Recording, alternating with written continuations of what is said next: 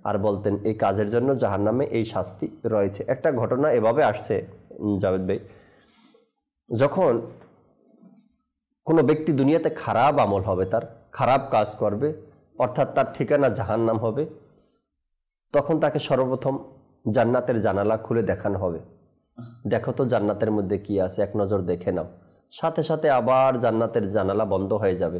সে বলবে, আল্লাহ, ভিতরের পরিবেশ তো খুব সুন্দর, এটা কাদের জন্য?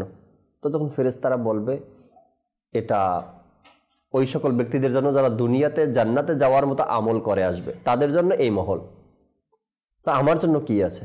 তখন তাকে নিয়ে যাওয়া হবে জাহান্নামের দিকে, জাহান্নামের জানালা খুলে দেওয়া হবে, আর আযাব, ভিতরে আগুন, ভিতরে যা আছে সেগুলো দেখানো হবে, আর তখন তাকে ওই জাহান্নামে প্রবেশ করানো হবে। আর যে ব্যক্তি দুনিয়াতে আমল করে জান্নাতি হবে, তাকে আগে জাহান্নাম দেখানো হবে, তার জন্য জাহান্নামের জানালা খুলে দেওয়া হবে। সে ভয় পেয়ে যাবে আর বলবে, এটা কার জন্য? বলবে, তুমি ভয় পেও না, এটা তোমার জন্য না, এটা ওই সকল ব্যক্তিদের জন্য যারা দুনিয়াতে হুকুম হাকামগুলো মানত না, শরীয়তের আদেশ মানত না, তাদের জন্য। এটা বলে আবার জাহান্নামের জানালা বন্ধ করে দিয়ে তাকে জান্নাতের দিকে নিয়ে যাবে এবং তাকে জান্নাতে প্রবেশ করাবে। তো যারা যার যেটার হকদার হবে, তার বিপরীত যেটা আছে তাকে একবার দেখানো হবে, হ্যাঁ, তাকে দেখানো হবে। আরো বলা হয়েছে যে প্রত্যেকটা ব্যক্তিকে পুলসিরাত তো পার হতে হবে, আর আমার আপনার ফয়সালার জন্য এটাই যথেষ্ট, এটাই যথেষ্ট আপনার আমার ফয়সালার জন্য। কাল কিয়ামতের ময়দানে কি আমি কই যাব, কোন দিকে আমার ঠিকানা হবে? আল্লাহ তাবারক ওয়া তাআলা দয়ালু, আল্লাহ তাআলা রহমান, মাফ সব আল্লাহ চাইলে সবাইকে মাফ করে দিতে পারে। বেহিসাব দোয়াও করি, আল্লাহ সবাইকে বেহিসাব মাগফিরাত দান করে দাও, বিনা হিসাবে ক্ষমা করে দাও। আমিন। আর সেই পুলসিরাতের পারে তো আমার নবী করিম সাল্লাল্লাহু আলাইহি সাল্লাম থাকবেন দাঁড়িয়ে। তারপরেও কত ভয়াবহতার সংবাদ আমাদের জন্য রয়েছে। 15,000 বছরের রাস্তা বলা হয়েছে, আবার চুলের মতো চিকন বলা হয়েছে, আবার তরবারির মতো ধারালো বলা হয়েছে, আবার 1500 বছর ধরে এটাকে পাড়ি দিতে হবে, 5000 বছর উপরে উঠতে হবে, 5000 বছর সমতল, এবার 5000 বছর আবার নিচে নামতে হবে, নিচে আবার আগুন ধাউ ধাউ করে জ্বলছে। কেমন একটা পরীক্ষার মধ্যে আমরা পড়ে যাব সেদিনকা, যদি পৃথিবীতে আমলই আমার না থাকে, দুনিয়াতে আমল যদি আমার আমল নামায় না থাকে। তো নবী করিম সাল্লাল্লাহু তাআলা আলাইহি ওয়াসাল্লাম যে জান্নাত ও জাহান্নাম পরিদর্শন করে এসে আমাদেরকে যে সংবাদগুলো দিয়েছেন, না, জাহান্নামের যে কথাগুলো বলেছেন আর জান্নাতের যে কথাগুলো বলেছেন, এখন আমার নিজের দায়িত্ব। কি বলেন আপনি? নিজের উপরে না? আমার বিবেক কি বলে? এখন আমার বিবেকটা কি উত্তর দেয় আমাকে? জাকির, তুমি কোনটা চাও? ভালো কিছু করে এই ক্ষণস্থায়ী পৃথিবীতে একটু কষ্ট করবে, ভালো কিছু অর্জন করবে, চিরস্থায়ী জান্নাত পাবে, আর না হয়তো এই মুসাফিরখানায় তুমি আরাম আয়েশ করতে পারো, এরপরে যা বাস চিরস্থায়ী জাহান্নামে তুমি চলো। কোনটা চাও তুমি? আমার বিবেক আমাকে প্রশ্নের উত্তর দিয়ে দেয়। নিজেই নিজের বিবেকের কাছে যদি প্রশ্ন করে তাহলে রেজাল্ট চলে আসে, এর ফলাফল কিন্তু আসলে দুনিয়াটা হচ্ছে আপনার আখিরাতের শস্যকে। রাইট। আমরা এখন যেটা ধরে বসে রয়েছি যে দুনিয়াই সব, আসলে নয়। দুনিয়া হচ্ছে সম্পূর্ণ আখিরাতের একটা শস্যক্ষেত। আসলে মিসাল দিয়ে বলছি যে আপনি দুইটা থলে রয়েছে, একটা হচ্ছে পুণ্যের থলে বাজারের, একটা হচ্ছে কিসের? গুনাহের থলে। আপনি যদি নিজেকে সংশোধন করতে চান, পরিবর্তন করতে চান, যে আপনি সকাল থেকে রাত পর্যন্ত যদি নিজের আমলের কি করেন, পর্যবেক্ষণ করেন যে আপনি কোন তলেটে কোন জিনিসটা নিয়েছেন, পুণ্যটা কতটুকু নিয়েছেন, তারপর গুনাহটা কতটুকু নিয়েছেন, রেজাল্ট সাথে সাথে চলে আসবে। আমাকে আমার আমল কোন দিকে নিয়ে যাচ্ছে। যেখানে জাহান্নামের বিষয় আসলে জবিন পর্যন্ত জাহান্নামের কথা শুনে কান্না করেছিল। তাফসিরে সাবির মধ্যে রয়েছে, এক বর্ণনা রয়েছে, যখন আল্লাহ পাক হযরত আদম আলাইহিস সালাতু ওয়াস সালামকে সৃষ্টি করার ইচ্ছা করলেন, তখন জমিনকে ইরশাদ করলেন, আমি তোমার থেকে এমন একটা বীজ সৃষ্টি করছি যে আমার আনুগত্য করবে, তাকে আমি জান্নাত দিব। যে আমার আনুগত্য করবে, পক্ষান্তরে বলছে যে আমার কি করবে, অবদ্ধতা অনুসরণ করবে, তাকে আমি জাহান্নামে নিক্ষেপ করব। তখন জমিন আরজ করলো, হে আল্লাহ, এ আমার প্রতিপালক, তুমি কি আমার কাছ থেকে এমন বীজ সৃষ্টি করবে যাকে তুমি জাহান্নামে দিবে? তখন আল্লাহ তাআলা বলছেন হ্যাঁ। তখন জমিন এমনভাবে কান্না করেছিল যেটার এখনও আমরা দেখতে পাই যে যেটার কারণে ঝর্ণা প্রবাহিত হচ্ছে। কিয়ামত পর্যন্ত বলা হচ্ছে জন্য প্রবাহিত হতে থাকবে। এটা ওই জমিন কান্না করেছিল। আসলে আমরা ওই ঝর্ণা দেখলে খুশি হয়ে যাই, পাহাড়ের মধ্যে ঝর্ণা দেখলে আমরা খুশি হয়ে যাই, অনেক সুন্দর না, তাই না? কিন্তু ওই ঝর্ণা কিভাবে হয়েছে একটু যদি চিন্তা করতাম। ভয়ের কান্না কান্না করবে না কেন জাভেদ ভাই?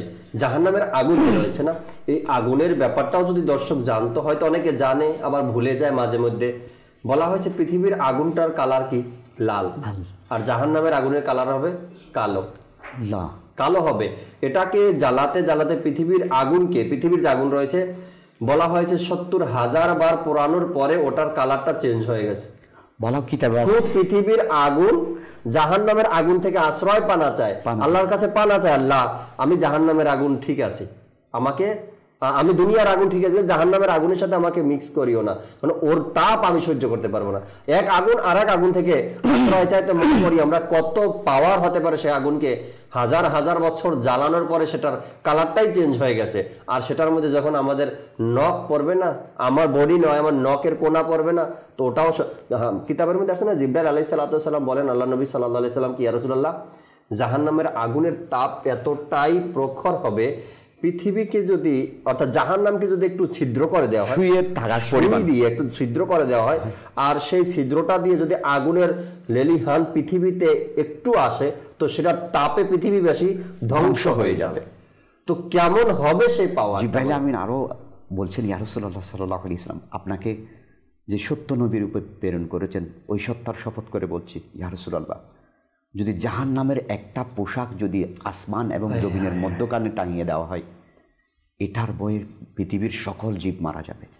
আবার দুর্গন্ধের কথাও বলা হয়েছে, জাহান্নামের যে দুর্গন্ধ রয়েছে, কেননা যারা মিথ্যা গীবত চগলখড়ি করবে তাদেরকে পুষ খাওয়ানো হবে, মানুষের পচে যাওয়া এগুলো পান করানো হবে জাহান্নামে। বলেন ইয়া রাসূলুল্লাহ দুর্গন্ধ যে রয়েছে ওই দুর্গন্ধ যদি একবার পৃথিবীতে ছেড়ে দেওয়া হয় একটু, তো পৃথিবীবাসী ওই দুর্গন্ধে ধ্বংস হয়ে যাবে। আর একটা বর্ণনার মধ্যে আল্লাহ নবী সাল্লাল্লাহু আলাইহি সাল্লাম বলেন কি, আমি জাহান্নামে দেখলাম কিছু মানুষকে এভাবে লটকিয়ে রাখা হয়েছে, ঝুলিয়ে রাখা হয়েছে, কাউকে চুলের সাথে চুল বেঁধে এবার ঝুলিয়ে রাখা হয়েছে। অনেক নারীদের ব্যাপারে তাদেরকে তাদের কর্ম অনুযায়ী শাস্তি দেওয়া হয়েছে। আবার আল্লাহ নবী বলেন আমি দেখলাম কিছু মানুষকে আগুনের কাঁচি দিয়ে জিহ্বা কাটা হচ্ছে, আল্লাহ। আবার কিছু মানুষকে পা উল্টা করে দিয়ে এরপরে শাস্তি দেওয়া হচ্ছে, ঝুলানো আছে। আবার কিছু মানুষকে দেখলাম তাদের শাস্তি দেওয়া হচ্ছে তাদের মাথার উপরে হাতুড়ি, বড় হাত, আমাদের মতো ছোট হাতুড়ি না, বড় হাতুড়ি দিয়ে তাদের মাথায় আঘাত করা হচ্ছে। এক একজনের শাস্তির ধরন এক এক রকম চলতেছে, আযাবের ফেরেশতারা তাদের আযাব দিচ্ছে একের পর এক।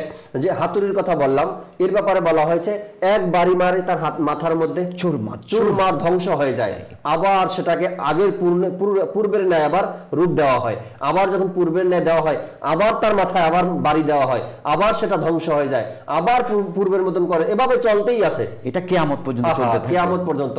যাকে আগুনে আরেকটা বর্ণনার মধ্যে আল্লাহ নবী বলেন কি আমি জাহান্নামের মধ্যে দেখলাম এক গর্ত, জাহান্নামের এক গর্ত, ভিতরে আগুন জ্বলে,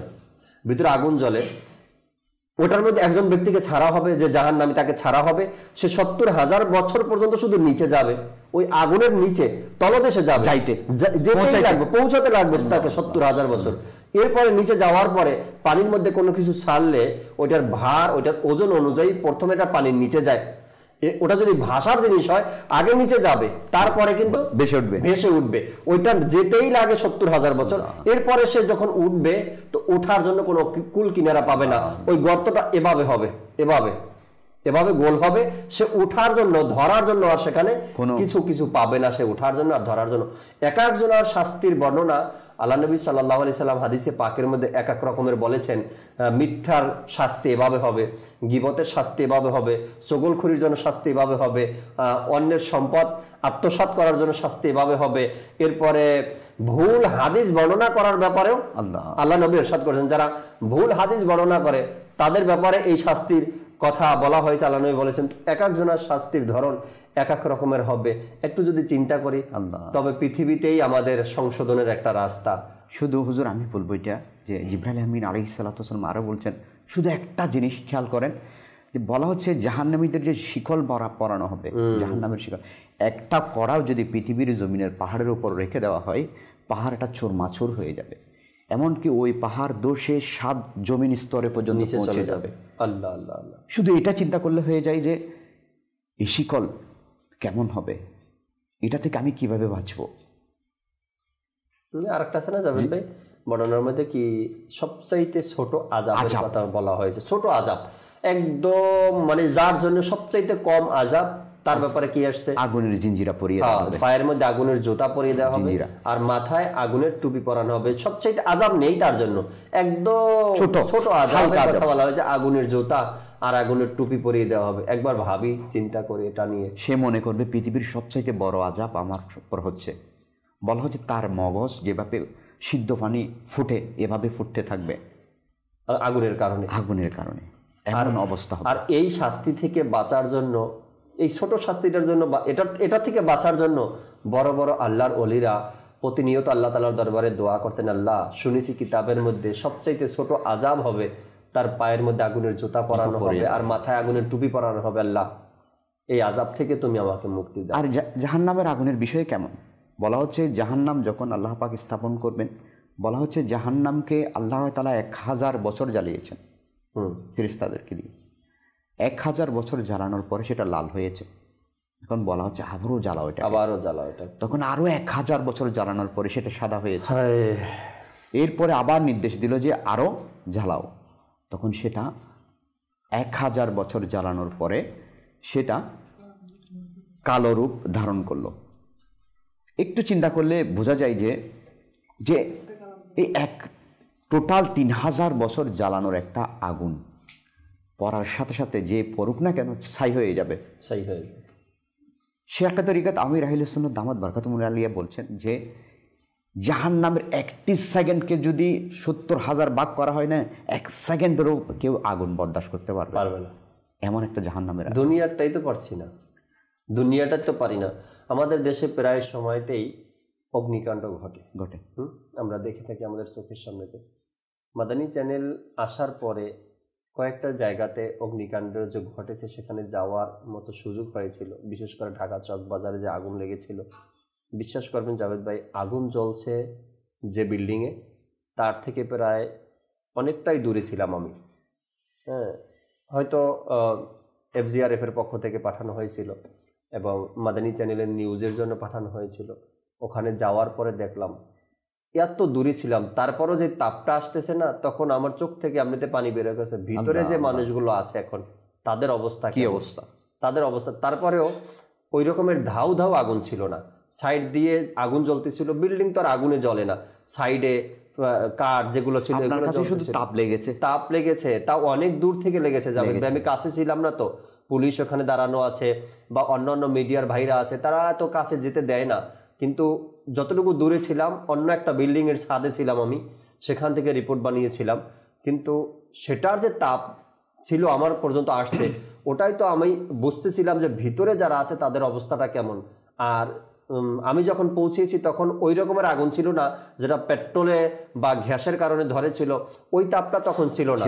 সেটা শেষ হয়ে যাওয়ার পরে যে সাধারণ আগুনটা ছিল, ওটার সময় আমি গিয়ে পৌঁছেছি সেখানে, আর সেটার অবস্থাই এতটুকু ছিল। তো যারা দুনিয়ার আগুনের ভিতরে ছিল তাদের অবস্থা কেমন, আর যারা জাহান্নামের আগুনের ভিতরে যাবে তাদের অবস্থাটা কেমন হবে, এটা অনুভব করাই। আল্লাহ তাআলার দরবারে দোয়া করি, আল্লাহ জাহান্নাম থেকে বাঁচাও, আল্লাহ বেহিসাব মাগফিরাত করে দাও, আল্লাহ কোনো হিসাব নিকাশ ছাড়াই ক্ষমা করে দাও আমাদেরকে। হিসাব দেওয়ার মতো যোগ্যতাও তো আমাদের কাছে নেই, আগুনে জ্বলবো তো দূরের কথা, হিসাব দেওয়ার মতো যোগ্যতাও আমাদের নেই।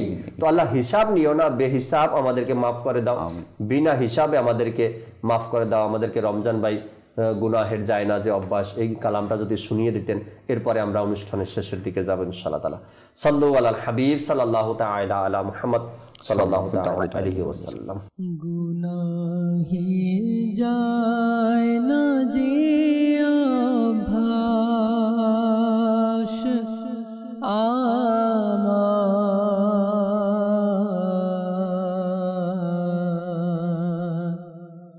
গুনাহের যায় না যে আভাস আমার ইয়া রাসূলুল্লাহ, গুনাহের যায় না যে আভাস, গুনাহের যায় না যে আভাস আমার ইয়া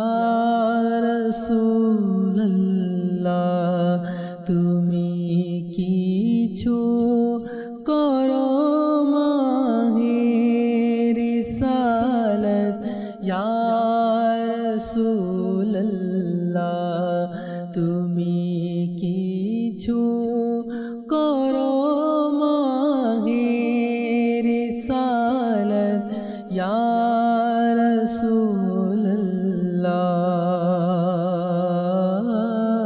রাসূলুল্লাহ কনে কনে প্রতি কনে বেড়ে যাচ্ছে যে গুনাহ কনে কনে প্রতি কনে বেড়ে যাচ্ছে যে গুনাহ তবুও নেই তাতে কোনো অনুতাপ ইয়া রাসূলুল্লাহ গুনাহে যায় না যে আভাস গুনাহে যায় না যে আভাস আমার ইয়া রাসূলুল্লাহ তুমি কিছু করো মাহে রিসালাত ইয়া রাসূলুল্লাহ বাঁচিতে চাই তবুও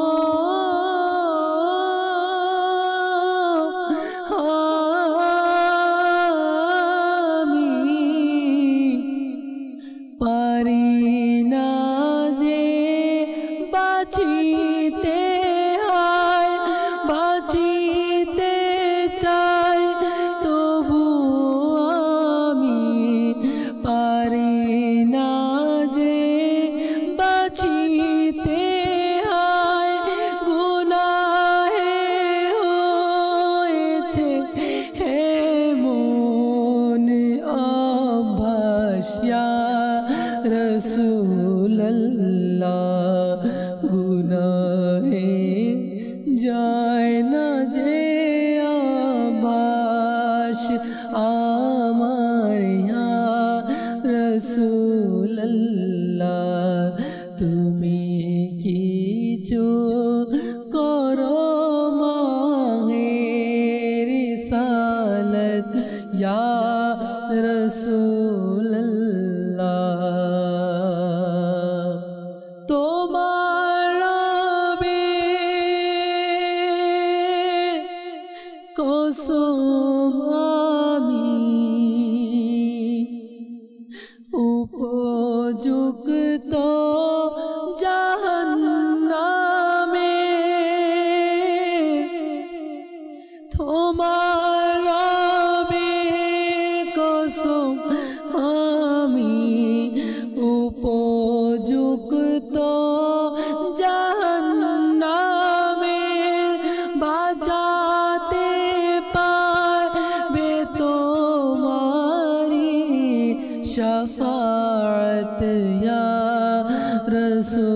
রাসূলুল্লাহ গুনাহে যায় না যে আভাস গুনাহে যায় না যে আভাস আমার ইয়া রাসূলুল্লাহ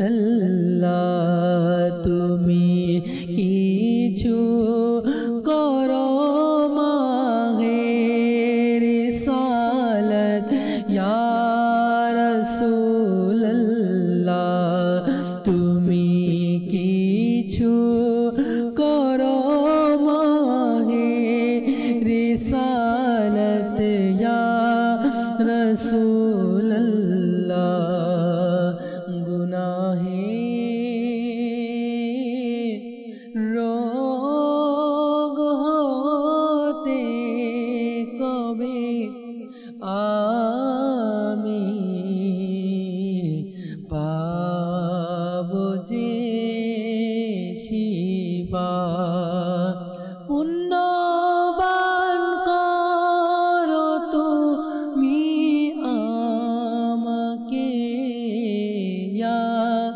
রসুল্লাহ গুনাহে যায় না যে আভাস আমায় ইয়া রসুল্লাহ তুমি কিছু করো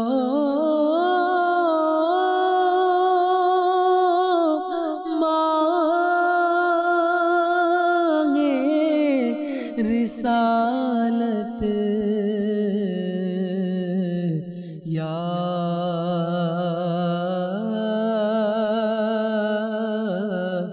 रसूल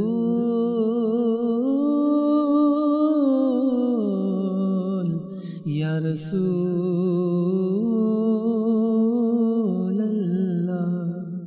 আমিন আমিন আমিন। আমি সকল দর্শককে বলবো আমরা নিজের উপরে দয়া করি, নিজের পরিবার পরিজনের উপর দয়া করি, অর্থাৎ নিজেও সঠিক পথে চলার চেষ্টা করি, নিজের পরিবার পরিজনকেও সঠিক পথে চালানোর চেষ্টা করি নেকির দাওয়াতের মাধ্যমে। কেননা আপনিই পারেন আপনার পরিবারকে সঠিক পথে নিয়ে আসতে নেকির দাওয়াতের মাধ্যমে, আপনিই পারেন আপনার পরিবারকে ভালোর পথটা দেখাতে। আমরা চেষ্টা করতে পারি নিজের জায়গা থেকে নেকির দাওয়াত দিচ্ছি, আপনিও চেষ্টা করুন। আর নিরাশ হওয়া যাবে না, যত বড়ই গুনাহ করি না কেন, যত বড়ই পাপ করি না কেন, নিরাশ যেন আমরা না হই, আমার ক্ষমা হবে না বা আমাকে ক্ষমা করা হবে না এমনটা যেন না রাখি। তওবা করি, সত্যি অন্তরে তওবা করি, আর আল্লাহ তাআলার দরবারে বারবার দোয়া করি, আল্লাহ তুমি আমারে ক্ষমা করে দাও, আমার পরিবারকে ক্ষমা করে দাও, এভাবে করে দোয়া করি। তওবা এবং ইবাদতে লেগে যাওয়া, আর হলো গিয়ে তওবা করা। অনেক বড় বড় শরাবিকে আল্লাহ তাআলা মাফ করে দিয়েছেন, বিশ্ববিখ্যাত শরাবি যারা ছিল তাদেরকেও মাফ করে দিয়েছেন, সব বড় বড় গুনাহগারকে আল্লাহ মাফ করে দিয়েছেন। কারণ ছিল একটাই, তওবা করেছে সে, সত্য অন্তরে তওবা করেছেন। এমন তওবা করেছেন আল্লাহ তাআলার প্রিয় বন্ধু হয়ে গিয়েছেন। আমরাও পারি, আমাদের জন্য অপশন আছে, আমাদের জন্য রাস্তা খোলা আছে, নিষেধ হয়নি এখন পর্যন্ত। তওবার রাস্তা আল্লাহ খোলা রেখেছেন। তওবা করি, সত্যি অন্তরে তওবা করি, আর সকল ভুল কাজ থেকে বের হয়ে আসি, আর দোয়া করতে থাকি, আর ইবাদত করতে থাকি। আল্লাহ চাই ইনশাআল্লাহ তাআলা আমার প্রতিও আল্লাহ তাআলা রাজি খুশি হয়ে যাবেন। তওবাকারী ব্যক্তিকে আল্লাহ তাআলা এতটাই ভালোবাসেন, এতটাই পছন্দ করেন, সেটা এর পূর্বে অনেকবার আমরা এই বিষয় নিয়ে আলোচনা করেছি আপনাদের সামনে। তো নিরাশ হওয়া যাবে না। আল্লাহ তাআলা কোরআনে পাকের মধ্যেও ইরশাদ করেছেন, তোমরা নিরাশ হইও না, আল্লাহ তাআলার রহমত থেকে তোমরা নিরাশ হইও না। আল্লাহ তাআলা অনেক বড় দয়ালু, সময় আছে, তওবা করে নেই, দুনিয়া থেকে চলে যাব, শেষ নিঃশ্বাসের পরে তওবা করার সুযোগও থাকবে না, আর সেই তওবা গ্রহণযোগ্য হবে না। এখন সময় আছে, এখন আমরা তওবা করি। আল্লাহ তাবারক ওয়া তাআলা সেই তৌফিকটুকু আমাদেরকে দান করুক, আমরা যেন পৃথিবী থেকে যাওয়ার পূর্বে, অর্থাৎ এখনই যেন আমরা নিজেকে ভালোর পথ বেছে নিতে পারি, তওবা করতে পারি, এবং সত্য অন্তরে তওবা করে ইবাদতের মধ্যে আমরা লেগে যেতে পারি। আল্লাহ তাআলা সেই তৌফিকটুকু আমাদেরকে দান করুক। আমিন বিজাহিন নাবিল আমিন সাল্লাল্লাহু তাআলা আলাইহি ওয়াসাল্লাম। দর্শক শ্রোতা, নতুন আরেকটি বিষয় নিয়ে আলোচনা করব, ততক্ষণ মাদানী চ্যানেলের সাথেই থাকুন। সাল্লু আলাল হাবিব সাল্লাল্লাহু তাআলা আলা মুহাম্মদ সাল্লাল্লাহু তাআলা আলাইহি ওয়াসাল্লাম। তাহাজ্জুদ আর ফজরের অভ্যাস আছে যার, রহমত পূর্ণ প্রভাত হয় তার।